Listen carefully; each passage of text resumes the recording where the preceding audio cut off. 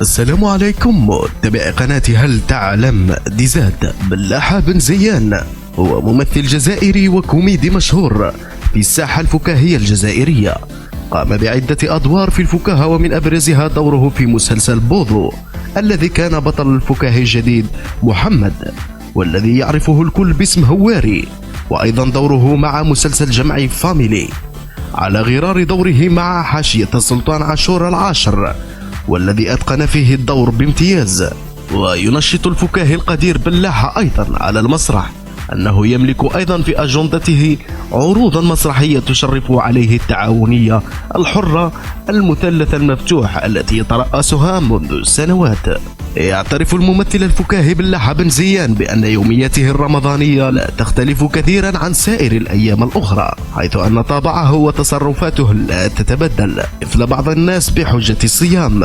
يوميات لم يخف الممثل الفكاهي بلاحة بن زيان خفه الذي يتضاعف من أصحاب المتاجر والدكاكين، بإشارة مرحة منه إلى الغلاء الفاحش الذي تعرفه مختلف المواد الاستهلاكية أثناء الشهر الفضيل. يقول بلاحة: لدي 3 أولاد لا يكفون عن الأكل، خاصة ابنتي نور الهدى التي تفتشني كلما دخلت إلى البيت، دون أن ننسى عماد الدين، وابني الأكبر عبد القادر علولة، وطبعا زوجتي مولاة الشيء التي تعشق الشاي وكأنها صحراوية على مائدة الإفطار. أما عن الوجبات والأطباق التي يفضلها في فطور رمضان، علق بلاحة على الموضوع بروح الدعابة والفكاهة لديه، واللتين لا تفارقانه أينما حط وفي أي زمن كان، مشيرا إلا أنه يشبه في هذا الشأن تحديدا لاكومين، بمعنى أنه لا يفرض شروطا في الأكل، مردفا كل ما أجده على مائدة الإفطار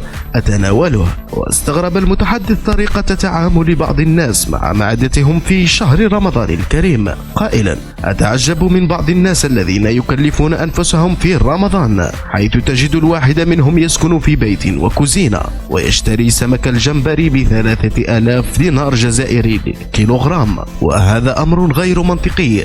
مسترسلا: أحب في رمضان طبق الحريرة وأعشق المعقود، خاصة أن زوجتي حفظها الله تحضر معقود شهية جدا، وهو طبق خاص بسكان مدينة سطيف بوهران، إلى درجة أني مستعد لتناولها طيلة الشهر الفضيل.